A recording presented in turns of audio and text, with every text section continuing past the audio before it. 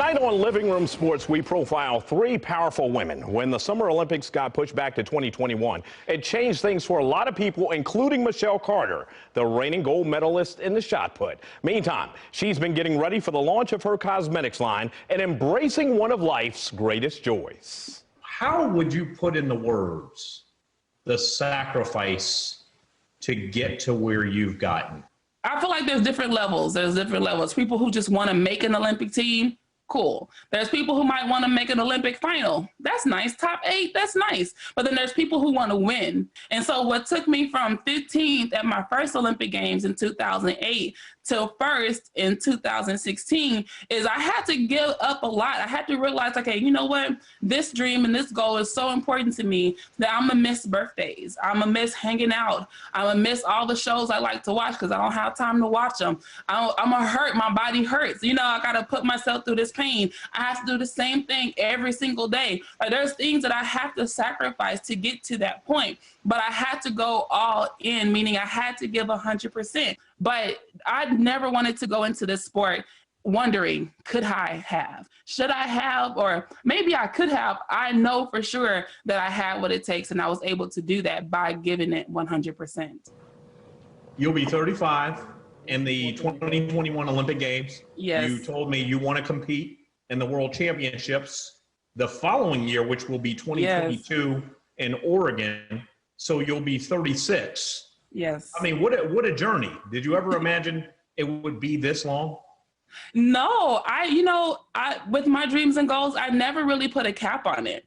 I never said, I'm going to do this many, then I'm done. I'm like, let's ride it till the wheels fall off. Let's see what happens. Because I don't want to say this is it. And then I still feel like I could have gone more. I'll let my body and my mind and my heart let me know when it's time to go.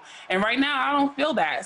You're married. Since last we did a story on you, you're happily married, but how challenging is it to start down the path of having a happy marriage and plans of children when you're that high up in your athletic career?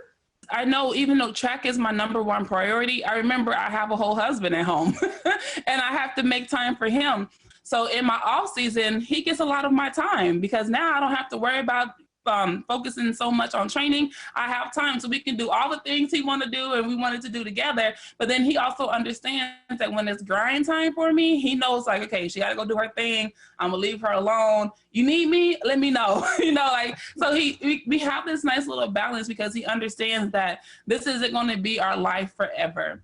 How far have women come and how proud are you to be part of that legacy? You see all these women just accomplishing goals. It's encouraging to me. I love seeing that because I'm like, oh, if she can do that, then I know I can push more. Oh, she can do that, then I'm gonna go ahead and try this, because now they make what was once impossible possible. And I always look at it like what someone has done, that's the new baseline. You have to go higher than that. And so I tell young girls all the time, they're like, I want to be just like you. I'm like, what I did is the minimum. What you can do is more than me, because I now just set a new standard, but you have to go above that standard, right? So I just think that we're pushing the envelope forward. We're pushing that line, and women are just showing how incredible we are in every way and how unstoppable we are.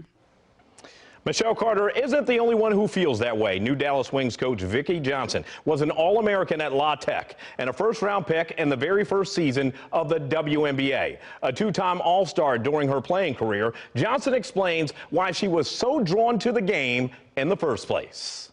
I only picked up a basketball to prove to my oldest brother that basketball wasn't just for guys. Like, he wouldn't let me play in the backyard. He's like, no, go inside. I'm from Louisiana. He's like, go inside, bake a cake. Like, what? And so I practiced by myself. And then one day, my brother and 2 cousins, they wanted to play 2-on-2. And I was just like walking around, just waiting, and then my oldest cousin was like, let VJ play. And he was like, no, because if she get hurt, then, mom's gonna be mad. Stuff like that. And so he's like, no, I'll take responsibility for it. And when I got my opportunity, I shined. I was like, God, just to prove to my brother that basketball wasn't just for guys. And I guess I'm still trying to prove that as well on the coaching side of it. What does it mean for you to carry the mantle of the only current African-American female coach in the WNBA? I take great pride in it, being a Black female former player and coach. I started the league in '97 to give young ladies the opportunity to play professional basketball in the United States. So I take great pride in it. Not only that, being a role model to all kids, especially the Black kids, the little brown kids, but white kids as well. At the same time, are you a little disappointed that that's a stat? Are you disappointed? I wouldn't use that word. I'm very surprised because there's a lot of former Black coaches that have been in the league that hasn't had an opportunity to get back into the league. So I'm very surprised about that. The chauvinistic part is that men tend to think, well, that can't survive because who's going to watch the WNBA? Because we're just programmed to think that the only thing you can watch is the NBA. Right. But the WNBA has been so successful. And then we hear guys that really don't play basketball that we could probably dust anytime one-on-one say the things that they say. But then when Kobe became a fan because of his daughter, and plus he respect the game because we play the game the right way. We kind of play, most of them play kind of like Kobe, the right way, you know. And so when he became involved and really appreciated our game as a whole, and the time and the effort that we put in, it just grew. How much further do we need to go as a society when it comes to the advancement of women? And I know one of the big topics has been equal pay. And that's across the board. That's not just in sports. Right. That's across the board. Right. How much further do we need to go as a society when it comes to the advancement and the promotion of equality and when it comes to women in this country? I think the biggest thing, we just have to open our hearts and our eyes to see, like, and take out male, female, the gender part of it, you know, take that out and just see the quality of work. If the work is the same, then why not pay them the same? You know, that's the biggest thing. Johnson says it would be a dream to lead the Wings to their first ever title. Meantime, former TCU star Angela Stamford knows all about titles. On the same week in December, she got to see her mom complete her cancer treatment. Stamford won the title at the LPGA tournament held in the Colony. It's a week she will never forget. They had never seen me win in person. And the fact that they hadn't seen me win since college in person, you know, I think you take it for granted. And, you know, 20 years later to think we finally got to do this in person, it was very surreal, but at the same time, it was kind of one of those things that, you know, we've kind of been waiting to do this. Your mom rang the bell? Yeah, she did. Okay. Your mom, what does that mean? Like I mean, by now everybody should know what that means, but can you explain to people what that means that your mom rang the bell?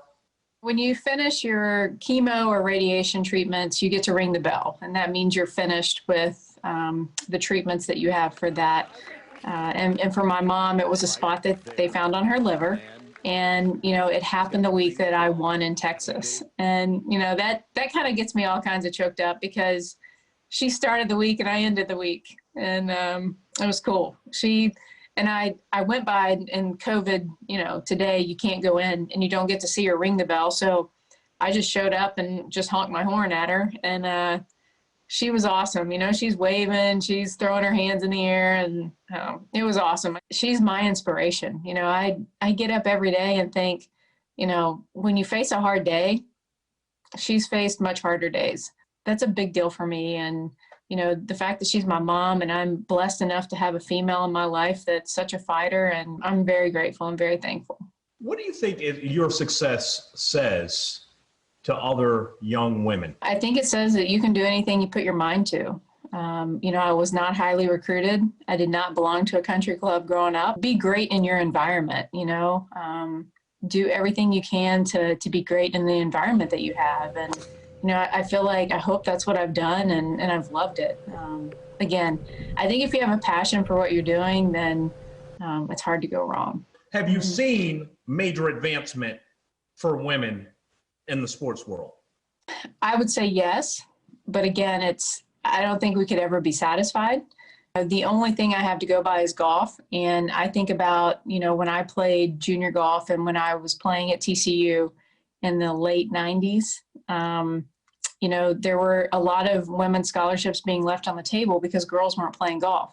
Well, now, if I pick myself up, my 18-year-old self and place me in 2020 trying to get a scholarship, I'm probably not going to a Division I school because I just wasn't that good back then. Girls now are so much better, and there are so many more opportunities, but the girls playing golf right now are just awesome. They're so much better. The level of play is so much higher than when I was going into college. So that speaks volumes of where women are going in golf.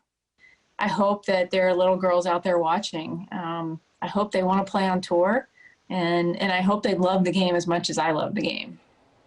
Angela Stamford, Vicki Johnson, and Michelle Carter making their mark in DFW, and we're proud of all of them. Just like some teams made their mark this past weekend at AT&T Stadium. A look back at some of the sights and sounds shortly.